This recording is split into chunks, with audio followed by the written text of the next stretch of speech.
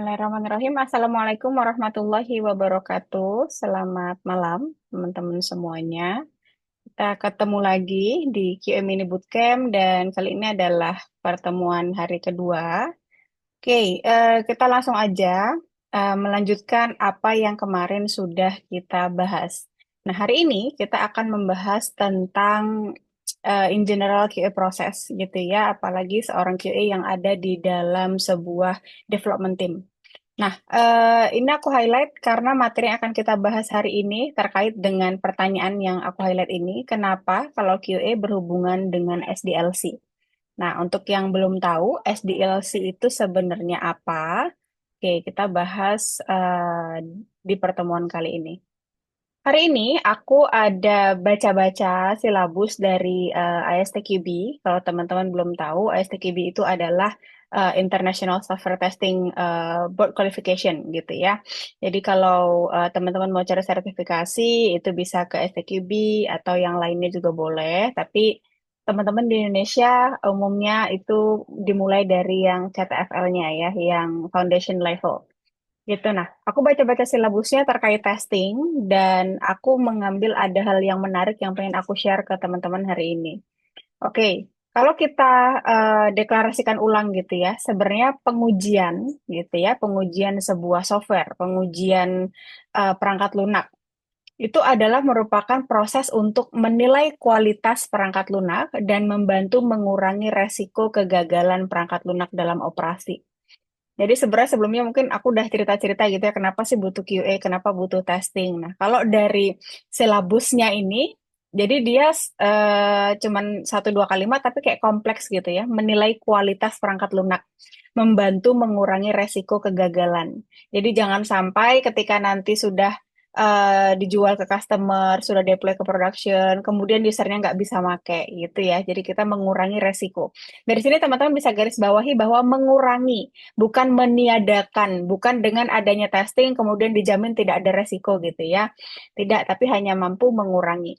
Kemudian testing itu juga merupakan serangkaian aktivitas untuk menemukan cacat atau kita biasa sebutnya bug atau defect gitu ya untuk dan mengevaluasi kualitas artefak perangkat lunak. Nah, artefak-artefak ini mungkin seperti bagian-bagian dari perangkat lunak, fitur-fitur gitu ya, yang mana artefak ini kalau misal diuji nanti akan menjadi kasus uji. Pengujian ini menilai kualitas, mengurangi resiko, menemukan cacat atau menemukan bug dan mengevaluasi kualitas gitu ya. Jadi kalau misal ada bug, nanti kita ada pertemuan terkait defect ya, defect classification and management reporting. Jadi nanti kita juga akan belajar tentang cacat di software itu seperti apa. Oke, nah kemudian ada beberapa di sini dua ya, disebutkan dua kesalahan umum tentang pengujian yang masih sering apa ya, orang salah paham gitu terkait pengujian.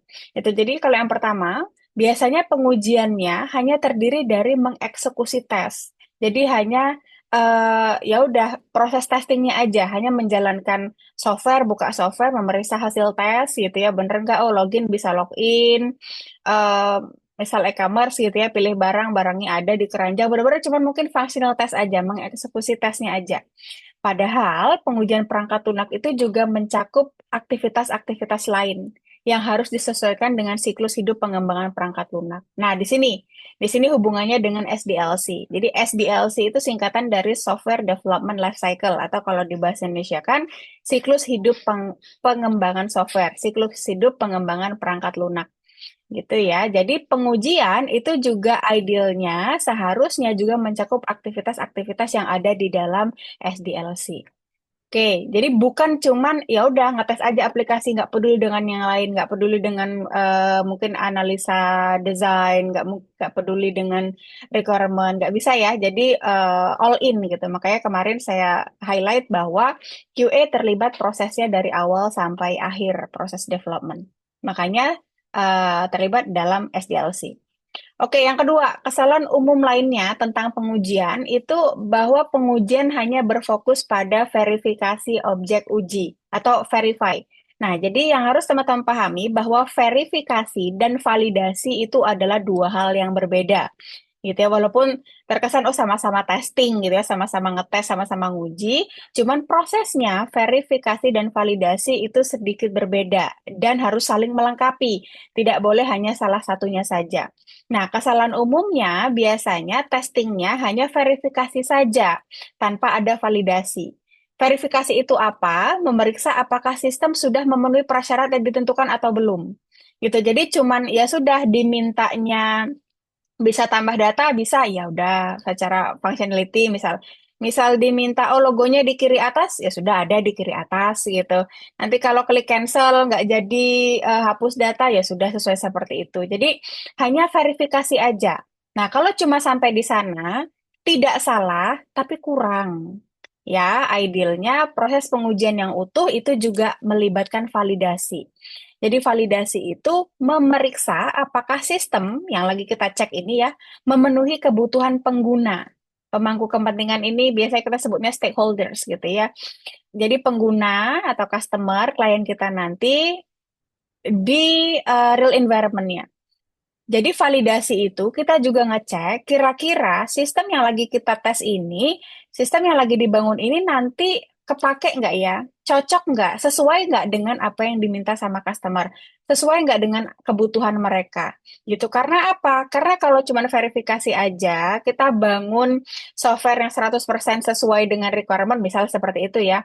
Tapi kita nggak ada validasi, kemudian softwarenya tidak memenuhi kebutuhan pengguna, mungkin tidak nyaman pemakaiannya, mungkin ada performance-nya yang slow gitu ya, yang mungkin beberapa hal yang tidak tercantum di dalam requirement dokumen karena tidak divalidasi tadi membuat customer atau penggunanya tadi tidak nyaman atau malah wah nggak cocok nih sama yang kita butuhkan akhirnya nggak dipakai itu ya karena kalau kita balik lagi tujuan membuat software itu kan biar dipakai.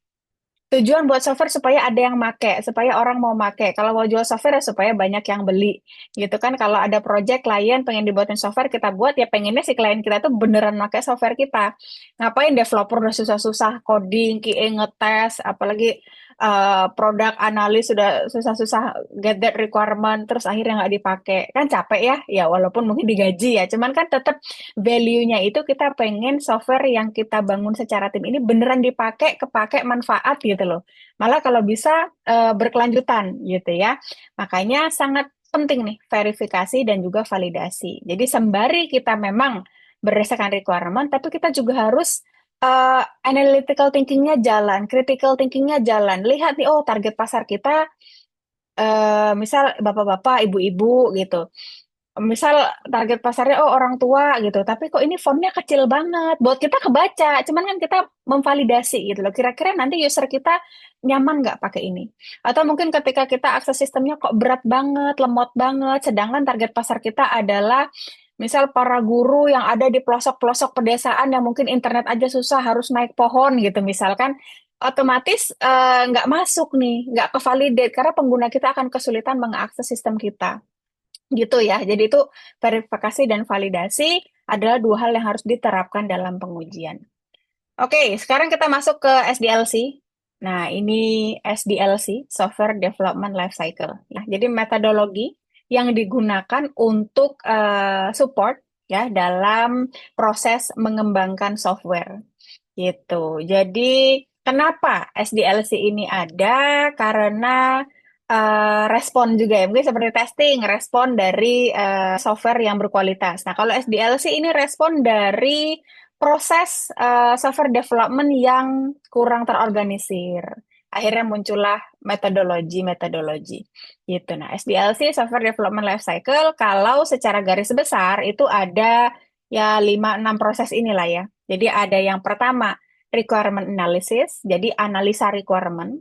Jadi sebelum software itu dibuat ya, baik nanti ownernya mungkin dari tim product owner atau mungkin project base ya, ada customer datang klien minta dibuatin software, tapi tetap ada namanya requirement analysis. Jadi kita menganalisa requirement-nya seperti apa, yang mau dibuat software seperti apa. Nah, biasanya yang terlibat dalam requirement analysis ini adalah tim analis. Ada tim bisnis analis, sistem analis gitu ya, para manajer gitu. Nah, Di sini idealnya sebenarnya semua role juga dilibatkan gitu. Walaupun memang yang bikin nanti requirement dokumennya dari tim produk, tim analis, tapi nanti setelah dokumen requirement jadi, developer dan QA juga alangkah lebih baiknya jika ada waktu untuk mereview, mempelajari dokumen requirementnya sebelum nanti terjun ke apa ya, eksekusi, ngerjain gitu ya, building softwarenya. Itu karena apa? Early feedback is way better ya daripada kalau misal software sudah dibangun kemudian terakhir barulah kepikiran ini kayaknya ada yang kurang deh. Misal ada flow yang salah, ada yang kurang cocok gitu. Jadi lebih baik di awal gitu kan. Jadi semua anggota tim alignment nih istilahnya terkait requirement dari produk yang akan dibangun. Oke, produk kelar gitu ya, requirement analysis kelar, nanti masuk ke fase desain. Desain biasanya oleh tim UI UX designer, biasanya seperti itu. Dan nanti ada tim desainer sendiri, bikin mock up gitu ya, mungkin di apa biasanya Figma, misal seperti itu kan, kotak-kotak, mungkin nanti page-nya seperti ini, close button-nya di sini, mungkin nanti warnanya seperti ini, menunya, sidebar menu segala macem lah gitu ya, logo di sini, header seperti ini, footer seperti ini, desain gitu ya. Nah, dari desain ini juga nanti QA juga terlibat. Kita juga ngecek, kita lihat desainnya, kita pahami gitu ya, supaya menambah nih pemahaman terkait nanti produk yang akan kita bangun. Gitu. Beda lah rasanya kalau misalnya kita benar-benar terlibat dari awal requirement gathering, design, dibanding dengan udah produknya udah jadi oleh developer, terus langsung kita tes gitu. Nanti kayak sense of belonging dan product knowledge-nya kurang. Oke, desain sudah selesai, nanti masuk ke fase development. Nah, development ini baru deh oleh para engineer ya. Mungkin dari tim infranya, nanti apa namanya, front end, back end gitu ya. Nanti intinya dari sisi development software-nya oleh developer, engineer, nanti di fase yang ketiga ini. Gitu. Setelah selesai nanti baru masuk ke bagiannya QA nih, testing. Untuk testing rinciannya nanti akan kita bahas selanjutnya ya. Ini baru SDLC dulu. Jadi nanti QA yang paling ini ya, yang paling crucial itu ya di fase testing. Ya walaupun setiap step-stepnya itu juga terlibat. Nanti dalam fase development, nanti deh habis ini ada SDLC nanti biar apa namanya bisa enak jelasinnya. Habis testing nanti maintenance ya. Nanti mungkin habis deployment, customernya make gitu ya di real environment. Nanti kita maintenance gitu. Biasanya nanti ada tim support atau kalau misal dari customer yang nemu, bukan nemu sih, maksudnya mereka facing issue atau mungkin ada yang mereka kurang paham. Karena nanti maintenance ini kan ini ya biasanya ada apa namanya, ada penanggung jawabnya juga gitu. Mungkin nanti ada help desk, mungkin nanti ada tim technical supportnya gitu. Tapi kalau tidak ada ya mungkin langsung ke tim manager ya, dari manager nanti langsung ke dev timnya biasanya seperti itu kalau misal tidak begitu banyak role di timnya. SDLC ini kan masih secara garis besar ya. Nah, nanti dalam implementasinya ya, dalam turunan metodologinya nanti diturunkan ke banyak sekali bentuk SDLC. Paling sering, yang paling umum gitu ya, kalau misal ada nih masuk ke perkuliahan gitu ya, atau yang paling biasanya kalau belajar SDLC ini pasti keluar gitu ya, adalah model waterfall. Jadi dari SDLC ini banyak nih gitu ya, banyak frameworknya mau seperti apa, nanti modelnya mau seperti apa. Salah satu contohnya waterfall, ya, model pengembangan linear mengikuti urutan langkah tertentu dan setiap langkah harus selesai sebelum melanjutkan ke langkah berikutnya. Jadi dari requirement belum boleh desain dulu kalau requirement belum kelar, istilahnya begitu, ya. Dari desain, kalau desain belum kelar, belum boleh nih mulai implementasi, developmentnya belum boleh. Begitu juga dengan testingnya belum boleh mulai kalau developmentnya belum kelar.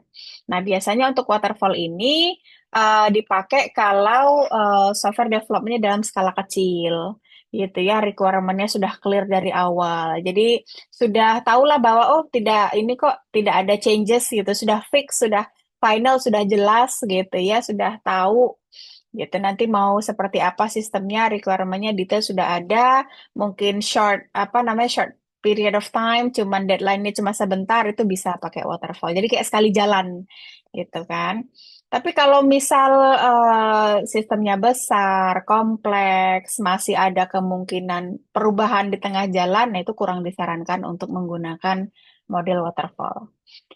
Oke, model yang lain, misal sebenarnya ada banyak sekali ya, ada V-shape model, sampai ada istilah Big Bang. Nanti kalau teman-teman cari deh di Google gitu ya, model-model SDLC itu ada banyak sekali ya.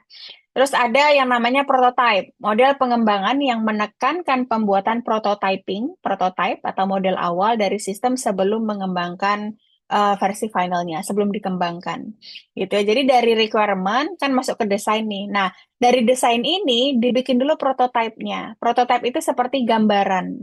Gitu ya, mungkin desain-desainnya, oh nanti halamannya seperti ini, nanti halaman loginnya seperti ini. Supaya apa? Supaya customer bisa mengevaluasi, bisa lihat dulu nih, bisa bayangin dulu gitu. Kalau cuman dokumen modul gitu kan agak sulit ya buat customer, apalagi yang notabene bukan analis gitu kan.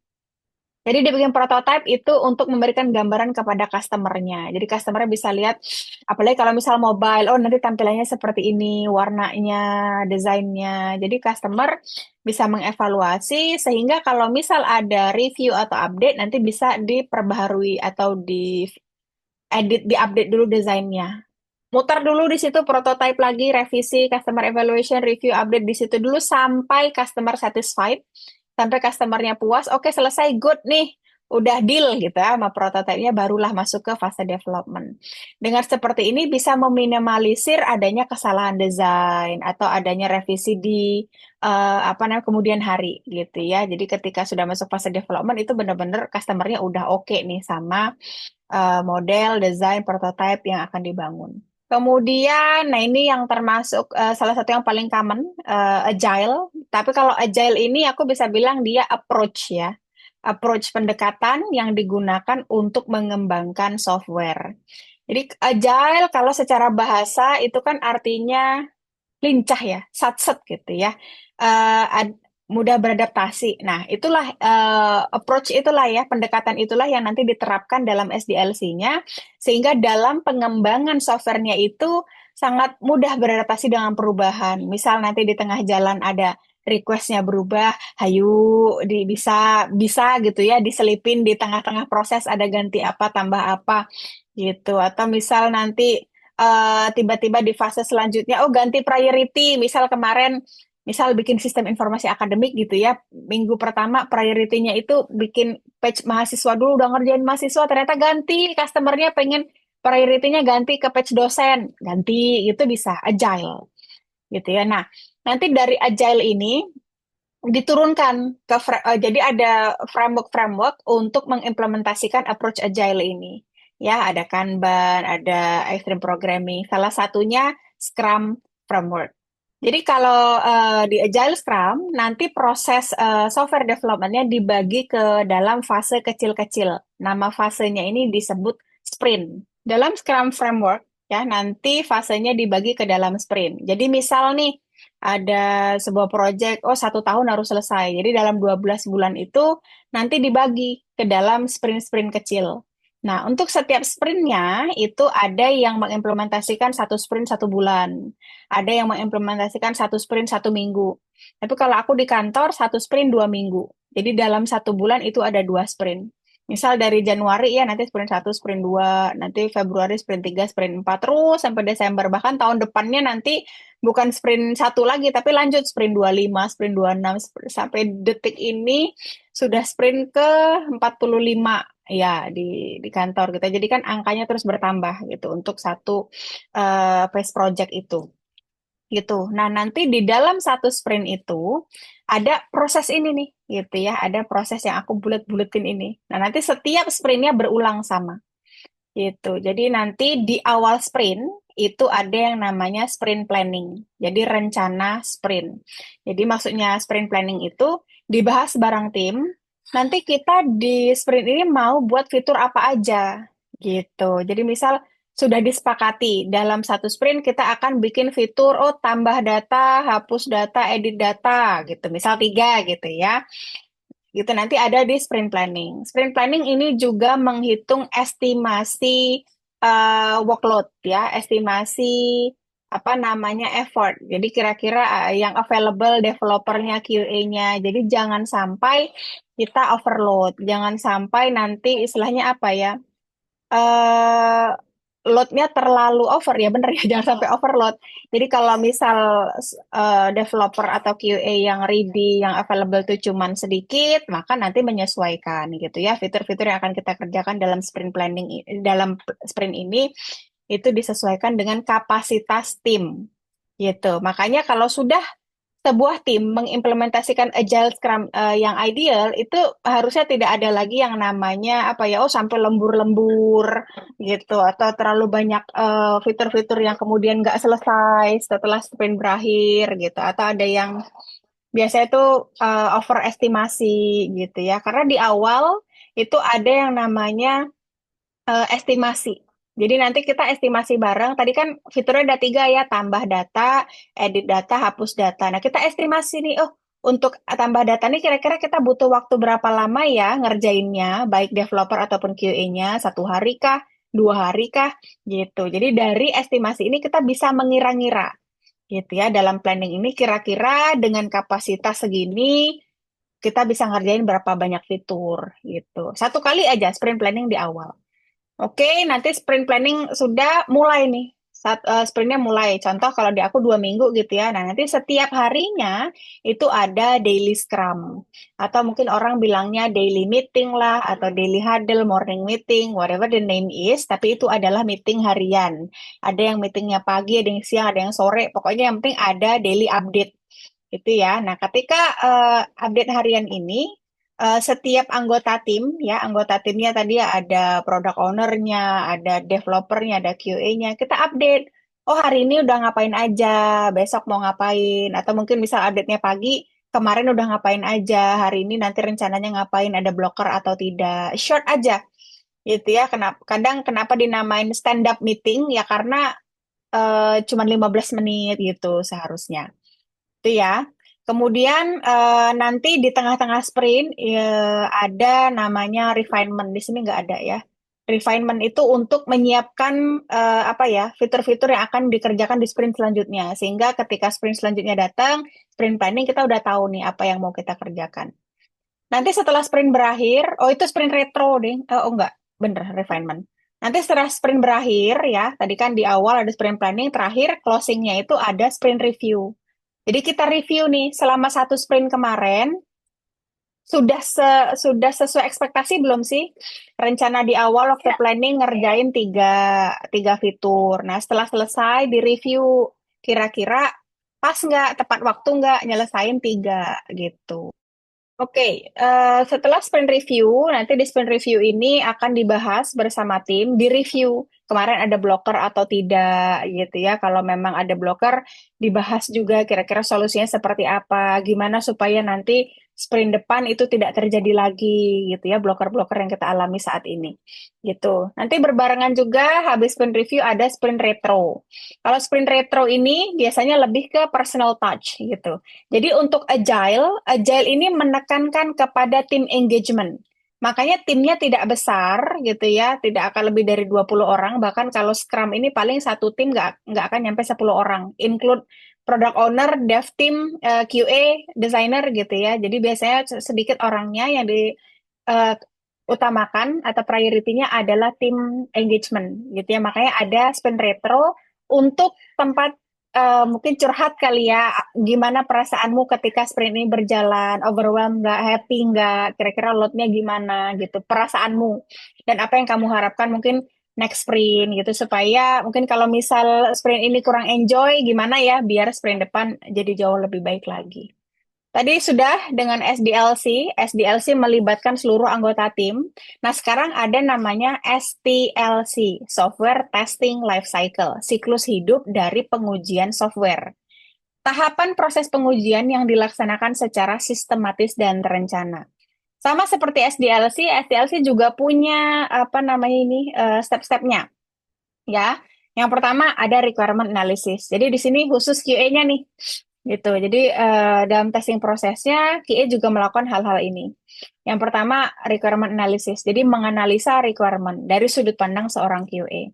Kemudian nanti tes planning, merencanakan pengujian ya, mungkin tes strategi, tes plan ada di sini. Kemudian nanti tes case development, membuat test case gitu. Jadi beda tes planning, tes case development itu berbeda. Kalau di planning ini kita nentuin, kayak kemarin aku udah share ya di pertemuan sebelumnya.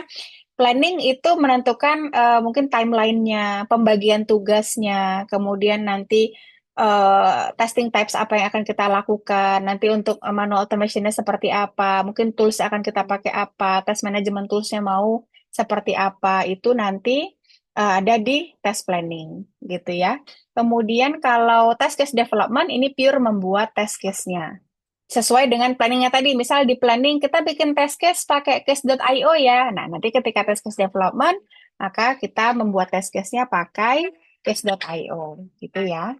Oke, kemudian ada environment setup. Environment setup itu kita setting environment tempat kita akan ngetes supaya siap gitu ya. Mungkin kita bisa nyiapin data gitu ya, login aksesnya sudah ada, mungkin role-role yang mau dipakai untuk testing nanti udah siap, URL-nya udah lengkap, mungkin nanti kalau API test endpoint-nya sudah tahu gitu ya. Itu di environment setup. Kemudian nanti masuk ke fase test execution, ini tinggal eksekusi aja testingnya, tinggal jalanin. Karena environment sudah ada, test case sudah ada, rencana pengujian sudah clear, requirement sudah paham gitu ya. Beda cerita nih kalau 1, 2, 3, 4 di skip, masuk ke fase eksekusi, repot. Aduh ini URL-nya apa ya? Aduh login adminnya apa? Super adminnya apa? Test case belum siap. Ini nanti testingnya gimana? Tidak tersistematis, tidak terorganisir gitu ya. Makanya 1, 2, 3, 4, 5 ini memang sudah proses gitu ya, tahapan proses pengujian yang bagus untuk bisa diimplementasikan.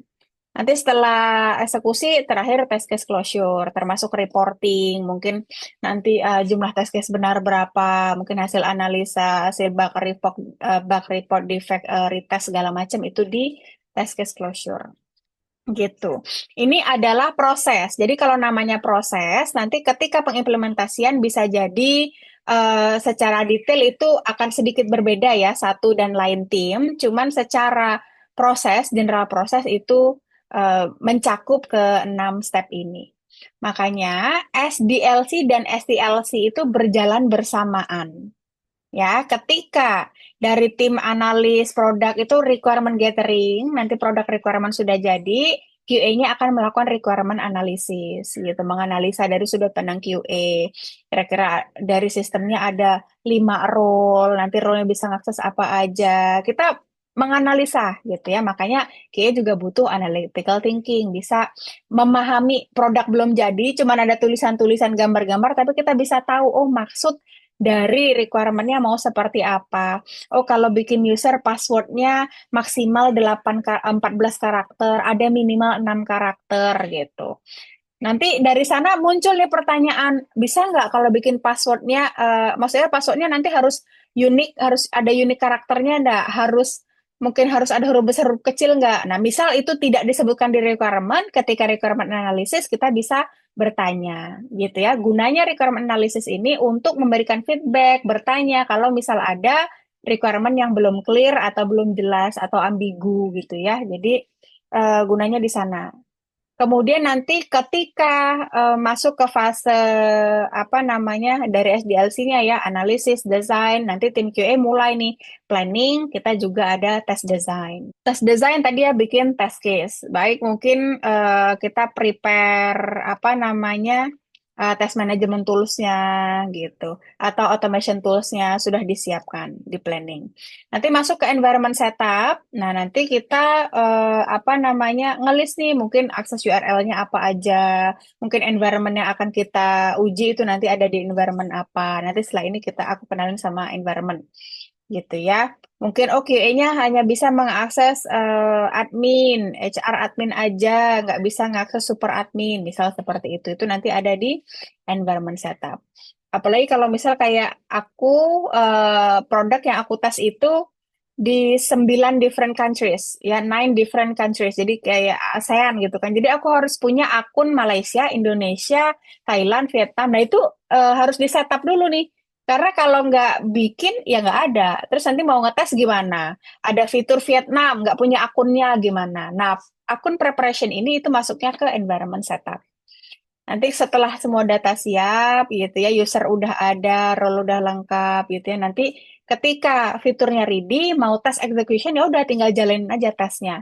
Nggak perlu lagi lama di nyiapin data segala macam gitu. Bahkan lebih baik lagi kalau misal tes data itu sudah juga disiapkan sebelum tes execution. Itu pasti jauh lebih cepat prosesnya.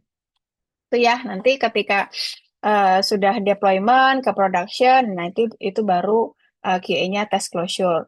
Idealnya semua test case sudah pas QA gitu ya. Kalau misal masih ada bug defect yang kemudian sama manajernya udah nggak apa-apa itu di hold dulu, di delay dulu benerinnya next period gitu ya, itu di test closure harus masuk catatannya QA bahwa ada beberapa bug atau defect yang ini memang istilahnya belum dibenerin sekarang, tapi mungkin karena priority-nya rendah, severity-nya rendah, maka sudah disepakati bahwa ini akan di delay fixingnya. Ya udah dicatat aja supaya nanti ketika klien mempertanyakan bukan QA-nya yang disalahin.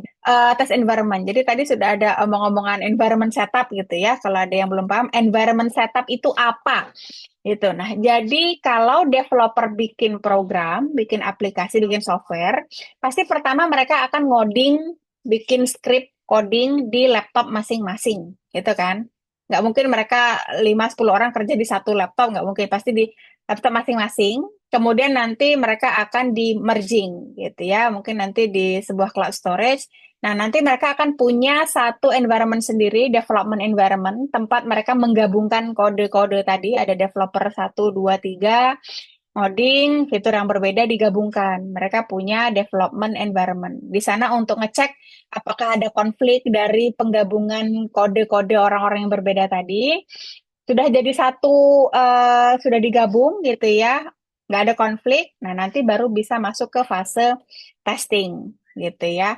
Nah, untuk environment testing sendiri, biasanya di perusahaan-perusahaan itu nanti akan disiapkan gitu ya, satu environment tempat gitu ya untuk QA-nya ngetes. Jadi QA-nya nggak ngetes di dev environment, nggak juga ngetes di production dulu gitu ya. Jadi ada satu testing playground, tempat QA playground, tempat ngetes dummy-dummy data segala macam mau diacak-acak gitu itu di testing environment. Nah, biasanya umumnya itu ada tiga test environment gitu. Jadi ada apa namanya? Ada development, kemudian ada staging, kemudian ada production. Tapi kalau misal ada budget lebih gitu perusahaannya ya, nah nanti bisa ada 4 atau bahkan lebih environment gitu. Karena biasanya kalau untuk performance testing, nah nanti biasanya ada separated environment sendiri. Karena performance testing kan siapa tahu nanti ngedown, kasihan kalau pakai testing environment yang biasa, kayak yang lain mau ngetes nggak bisa karena softwarenya lagi down gitu kan, habis dipakai performance test gitu. Nah, untuk penamaannya itu tiap perusahaan bisa beda-beda. Ada yang mungkin namanya testing environment, ada yang mungkin namanya beta environment, staging environment, bahkan di aku namanya UAT environment. Karena server itu juga dipakai untuk UAT gitu kan. Jadi untuk namanya bisa apa aja ya, nggak terbatas pada harus nama apa. Tapi yang jelas environment tersebut itu adalah tempat QA-nya ngetes.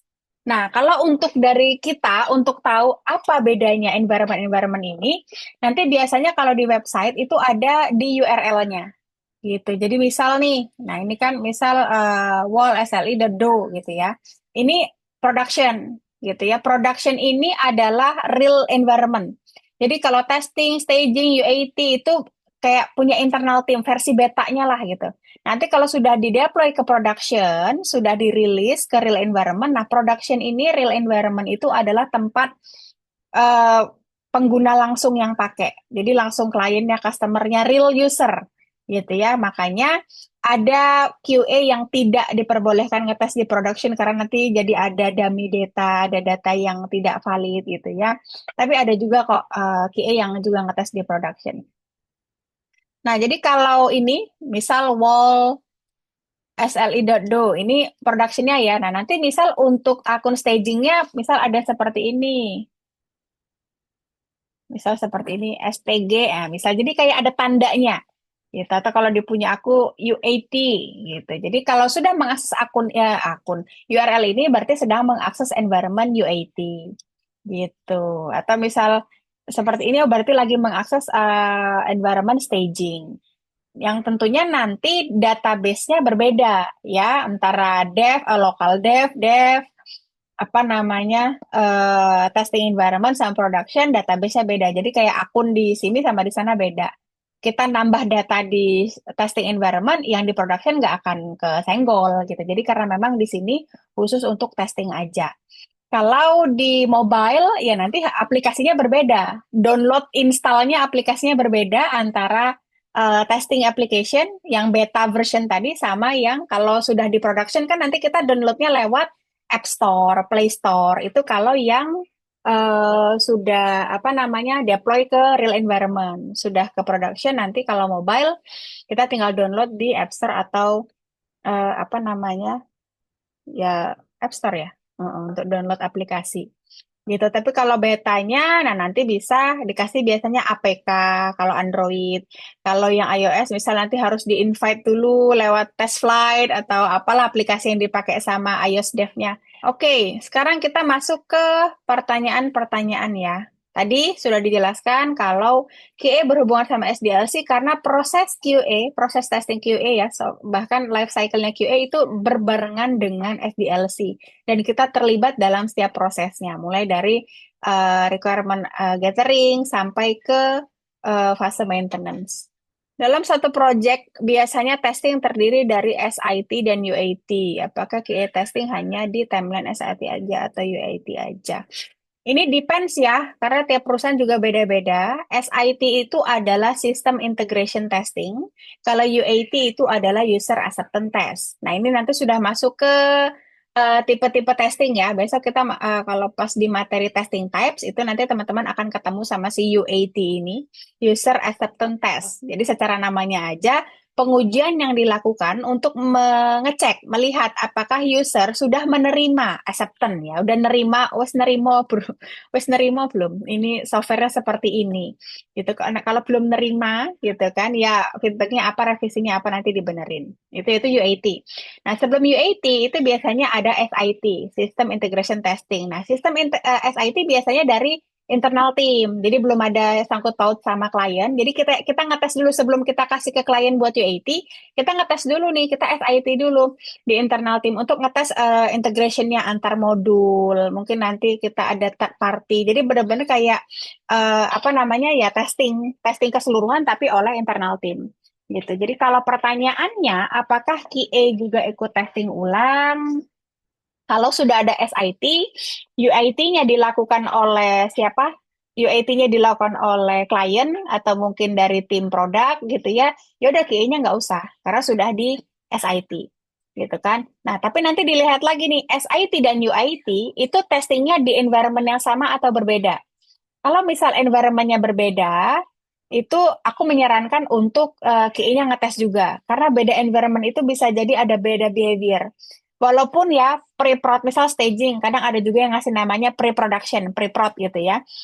Pre-production walaupun sudah dibikin 11-12 mirip sama production, masih akan ada aja, oh di production issue kok di stagingnya nggak ada isunya, nggak bisa direplicate. Atau sebaliknya, di stagingnya ada isu ketika di-apply ke production aman gitu. Jadi apalagi kalau sampai berbeda environment gitu ya. Jadi kalau beda environmentnya boleh ikut testing juga. Tapi kalau misal nanti UAT-nya sudah dihandle sama klien, nanti mereka akan ada ngasih namanya UAT feedback, ya udah pegang aja sama UAT feedback. Nanti kalau misal ada feedback, ada bug report ketika UAT, ada bug report dari klien, nah boleh nih QA ngetes di fase UAT itu. Jadi seperti replicate issue yang dilaporkan oleh klien.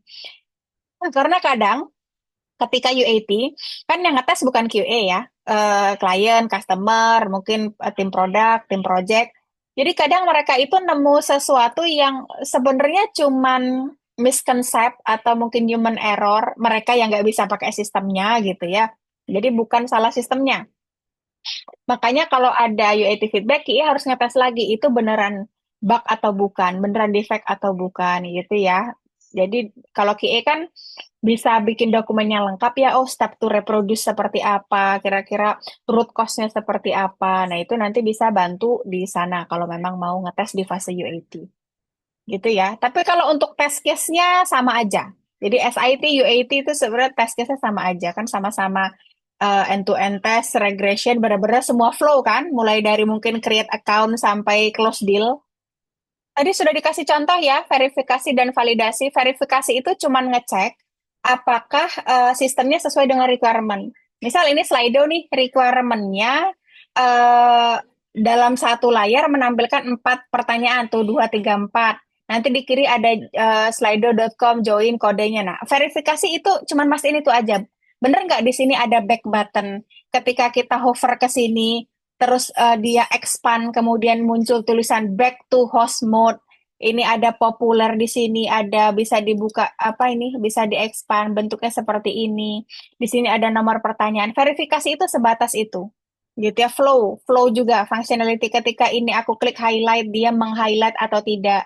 Ketika ini aku restore questionnya dia ter-unhighlight atau tidak gitu. Itu diverifikasi sesuai nggak dengan requirement yang diminta, requirement yang disebutkan.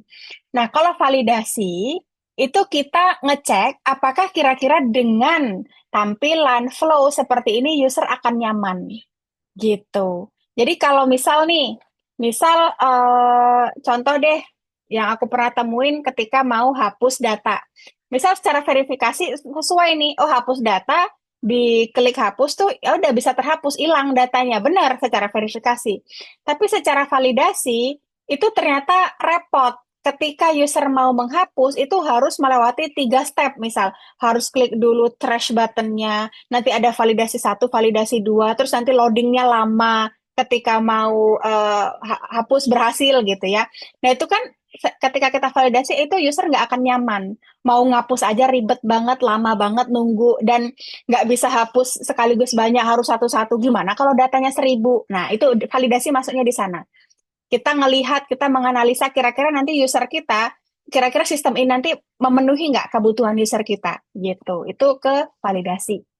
BDD, TDD. Oke, ini ya. Kalau dalam software testing, BDD itu business driven development, kalau TDD itu test driven development.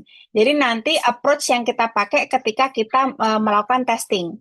Jadi kalau yang BDD itu behavior, behavior itu apa sih? Perilaku ya, perilaku dari sistem. Kalau TDD itu tes data apa tes driven sih?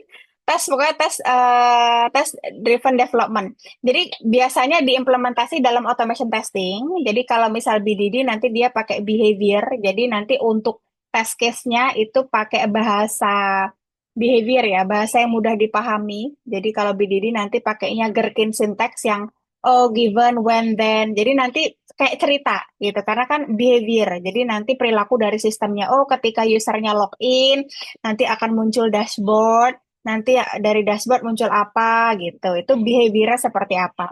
Tapi kalau TDD, nanti kita bikin tes dulu. Jadi sebelum bikin code-nya, itu bikin tes dulu. Ini kalau di development biasanya yang lebih mudah kalau TDD sih di ini ya, developer building aplikasi gitu kan. Bikin tes dulu, misal lah apa contohnya ya yang gampang. Misal kalkulator deh gitu ya. Jadi bikin tesnya dulu, bener nggak 2 tambah 3 sama dengan 5 gitu ya. Nah nanti kita bikin tesnya dulu, baru kita bikin logiknya. Logik kalkulatornya tadi, X tambah Y sama dengan return Z misal kayak gitu ya. Jadi ketika baru bikin tesnya, dijalankan, itu tesnya gagal dulu. Karena apa? Karena logiknya belum ada gitu ya. Nah, sehingga nanti ketika kita bikin logiknya, harapannya logiknya sudah ada, nah tesnya itu akan berhasil, pass gitu. Jadi dia driven by test. Makanya dia bikin tes dulu. Memang lebih ribet tapi ya worth it lah karena apa? Meminimalisir nanti fungsi-fungsi yang kita bangun setelahnya itu minim kesalahan gitu lah. Karena sudah terpetakan nih, oh pengennya bikin kalkulator seperti ini misalnya gitu ya. Itu yang paling membedakan ya. Jadi kalau BDD itu berdasarkan behavior, makanya kalau BDD ini dipakai untuk kalau misalnya yang terlibat itu bukan hanya technical people. Jadi kalau technical people kan kita pakai kata-kata yang technical, oke lah semua orang paham. Tapi kalau nanti ada tim bisnis analisis, mungkin nanti ada tim apa ya product owner-nya yang orang-orang non technical, nanti kalau mau baca test case kita gitu kan, itu akan lebih mudah kalau misal pakai business driven development. Jadi pakai bahasa bisnis. Tadi ya, oh kalau misal orang pilih satu barang, kemudian check out dan bayar, maka dia akan terproses satu barang. Jadi dia cerita. Kalau misal apply diskon 10%, harga yang dibeli 10.000, maka nanti dia bayarnya tinggal 9.000 gitu. Jadi cerita kalau BDD. Posisi junior QA saat interview user apa yang akan ditanya mengenai technical? Untuk technical interview kemarin sudah dibahas ya, ya terkait testing. Apa itu testing, jenis-jenis testing, bikin test case gimana, nge-report bug gimana gitu. Pokoknya nggak jauh-jauh dari testing. Pelajari juga testing pyramid, test level, tes apa sih namanya tuh? Testing principle, prinsip dasar testing, nah, paling muter-muter di sana. Nanti paling dikasih studi kasus nih, kalau ngetes ini kamu gimana?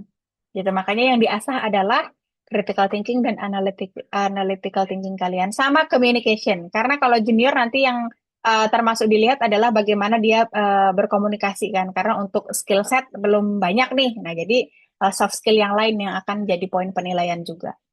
Bisakah fitur berbasis AI dapat ditambahkan ke dalam software atau sistem untuk mendeteksi bug atau error? Bisa, sekarang mah apa yang nggak bisa gitu ya. Justru malah kalau bisa nih, nanam AI di dalam software kita untuk deteksi bug, itu akan jadi jauh lebih efisien gitu. Jadi ini apa namanya, bagus, cuman pasti tidak mudah ya untuk mengimplementasikannya. Nanti dengan AI pasti jadi lebih mudah nih untuk mengidentify bug, apalagi bug-bug yang simple mungkin functionality, mungkin apalagi sudah ada clear requirement gitu ya. Kemudian untuk deteksi bugnya pasti mudah. Nanti tinggal kasih apa namanya model gitu ya. Nanti tinggal AI-nya seperti apa, misal machine learning gitu.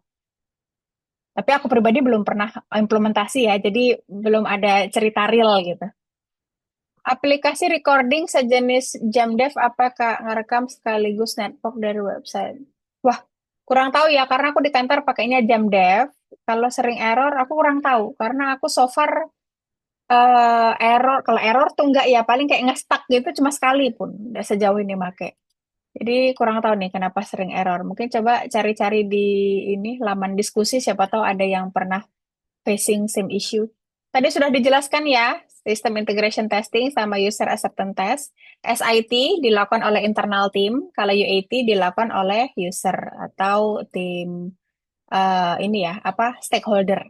Apakah nanti akan belajar membuat dokumen test plan? Kalau test plan tidak, jadi teman-teman harus oh ya ini aku kasih tahu. Kalau test plan, test strategi itu biasanya dalam satu tim, dalam satu project itu hanya ada satu. Dan yang membuat itu adalah lead-nya atau QA lead atau QA manajernya. Jadi satu untuk bersama. Gitu ya. Makanya di sini kita tidak bikin test plan, kita di sini bikinnya test case. Apakah key engineer bisa menjadi dasar untuk ke pentest? Pentest itu penetration test ya. Nanti sudah masuk ke apa namanya? eh Kayak hacker-hacker gitu loh. Jadi untuk mengetes security gitu ya.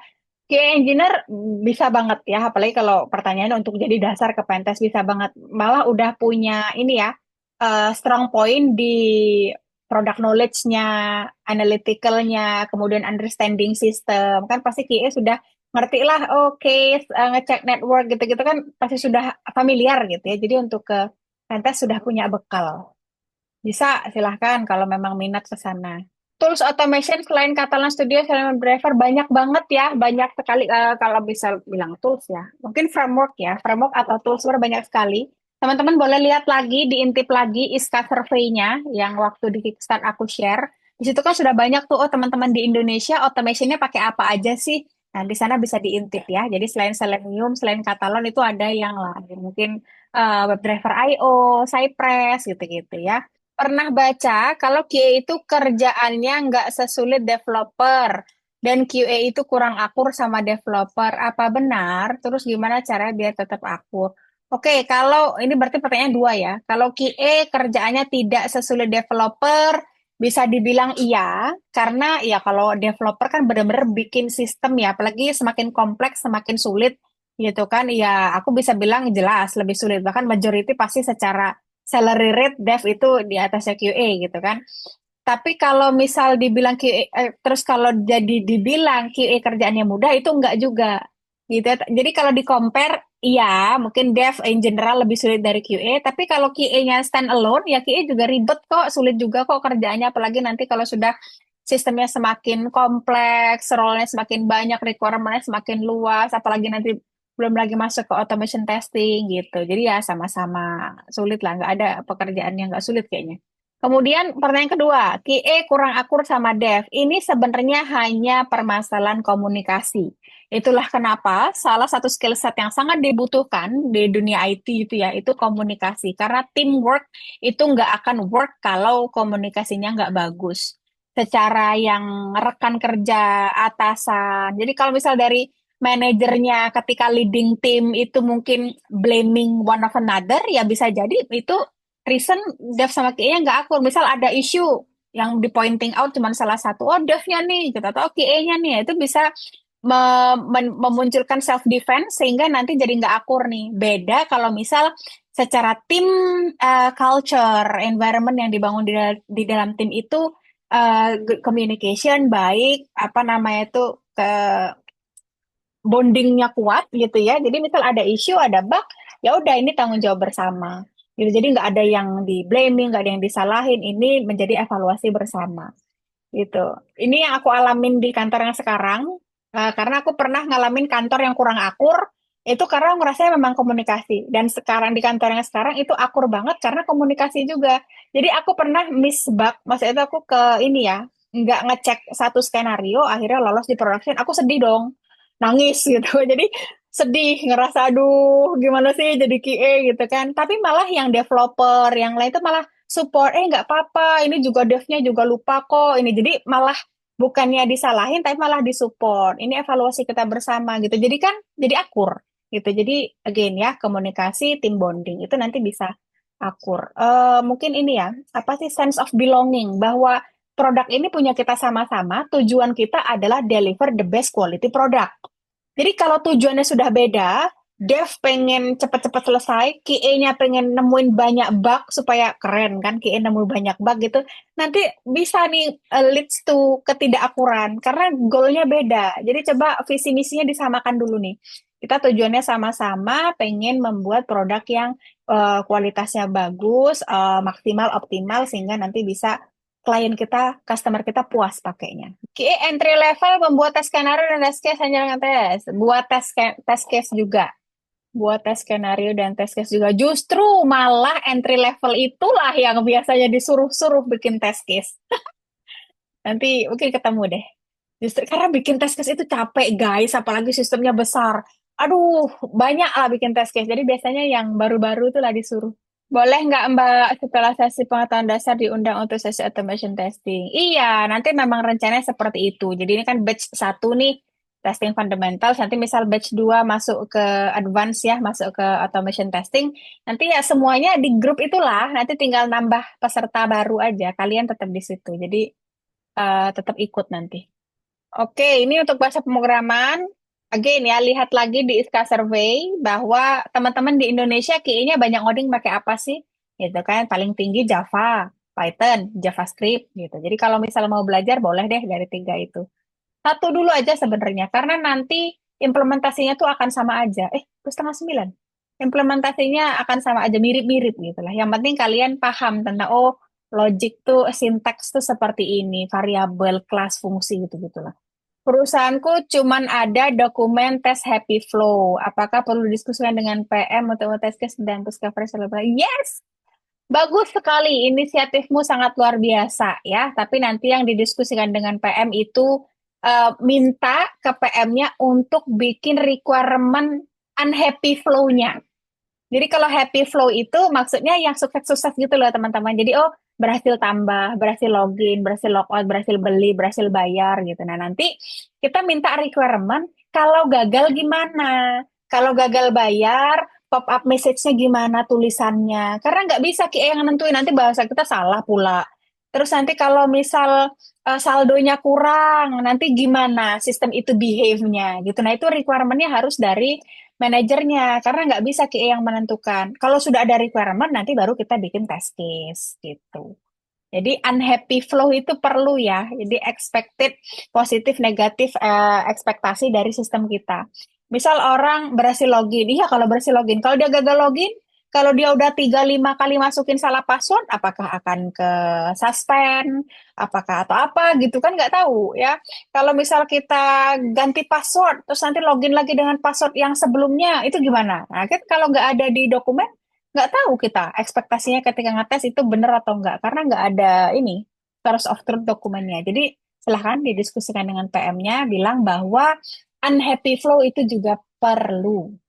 Kalau di kontrak sih SQE manual, tapi di perusahaan malah jadi palu gada. Oh, ini biasa ya, umum, sangat umum terjadi.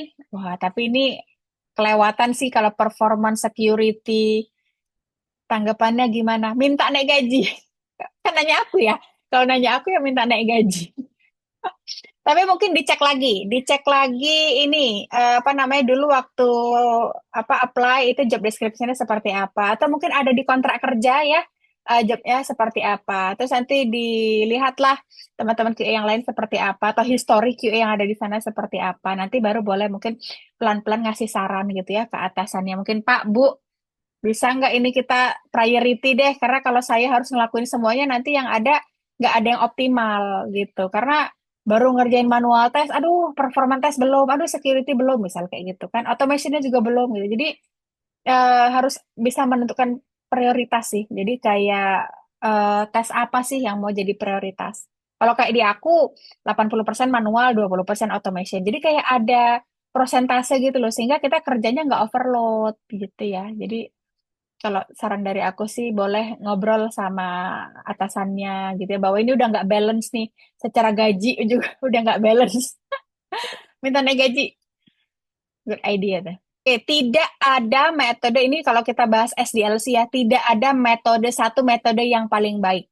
Jadi metode itu kemudian bisa jadi sangat banyak ya, sangat bervariasi. Ada yang spiral, ada yang iteratif. Tadi ya selain visual model, selain apa tadi prototyping. Itu metode ada banyak sekali karena memang di lapangan case-nya sangat berbeda-beda. Makanya nanti untuk menentukan metode apa yang paling cocok dengan tim, yaitu nanti biasanya harus trial error, harus mungkin dilihat lagi nih strukturnya seperti apa, produk, projectnya seperti apa, culture-nya gitu, sangat menentukan ya. Jadi tidak ada satu metode yang bagus untuk semuanya. Nanti dilihat lagi dengan kondisinya. Kalau memang oh kita perlu yang agile karena customer kita nih hari ini bilang A, besok bilang B gitu, ya udah ke agile gitu. Atau mungkin dapat customer yang dia pengennya lihat ininya dulu nih kira-kira gambaran gitu, berarti pakai prototyping gitu. Atau mungkin cuman small apa sistem yang cuman apa namanya website profile misal seperti itu bisa pakai waterfall gitu ya, nanti disesuaikan dengan kondisi timnya. Beda ya. Kemarin QA/QC sudah dibahas, quality assurance, quality control, apa pentest itu beda lagi. Nanti pentas dia lebih ke kayak security tester ya. Nanti kalau di perusahaan butuh pentas itu biasanya enggak QA-nya, biasanya nge-hire orang luar. Jadi kayak white hacker gitu, kayak kita bayar orang untuk nge-hack aplikasi kita gitu, untuk melihat security-nya kira-kira ada apa namanya leakage atau enggak, kira-kira ada data yang eh, apa namanya terbuka, private data yang bisa diakses sama orang lain gitu. Entry level posisi QA harus punya skill dasar coding atau database. Eh, Mungkin nggak harus skill dasar ya, tapi kalau sekarang teman-teman memang minatnya QA, bolehlah ya dipelajari sedikit-sedikit biar apa ya, ya biar punya knowledge lah. Jadi jangan anti-anti banget. Dulu aku juga anti banget tuh sama coding gitu-gitu kan, pusing lah lihat udah nggak bisa gitu kan, kayak udah menutup diri.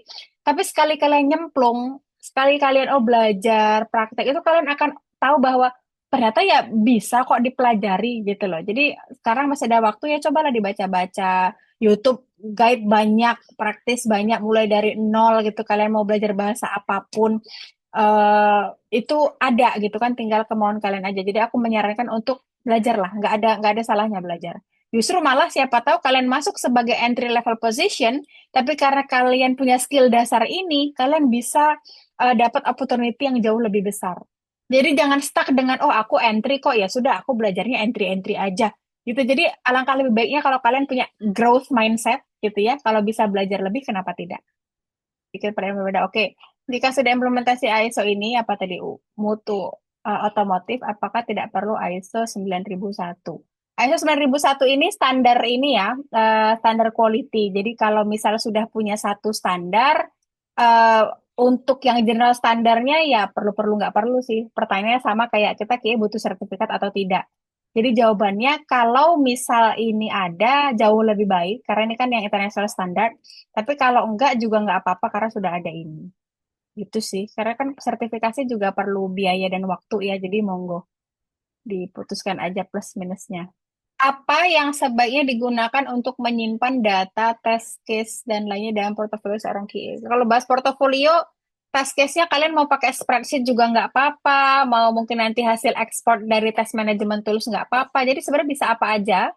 Yang penting orang yang lihat portofolio kalian nanti bisa lihat test case kalian. Jadi untuk apa namanya pakai tools apa itu terserah sebenarnya. Aku aja kayaknya cuman spreadsheet biasa, link ke spreadsheet gitu ya, ke Google Drive gitu.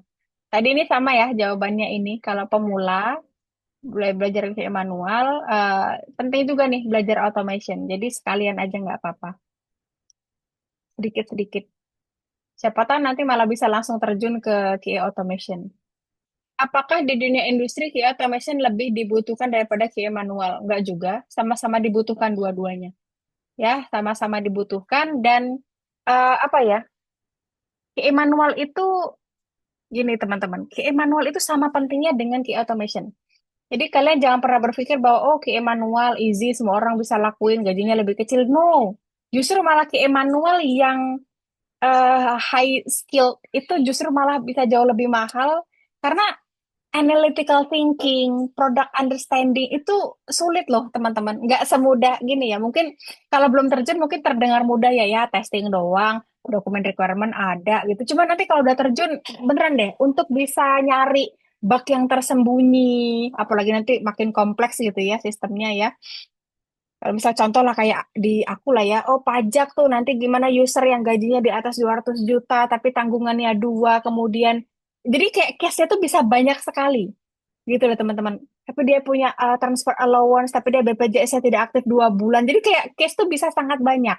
Makanya QA manual ini sebenarnya mahal kalau menurut aku. Ilmu manual testing itu mahal. Jadi semakin bagus tuh apa namanya mahal. Aku aja yang udah mungkin berapa berapa tahun pengalaman masih pernah loh miss bug ketika aku manual test. Sampai itu di production, sampai masih itu ditemu sama orang, Elva kemarin kamu ngetes ini kok nggak ketes ini ada bug gitu, itu aku aja pernah. Nah, itu menunjukkan bahwa high skill manual test itu sebenarnya bukan hal yang mudah untuk dicapai.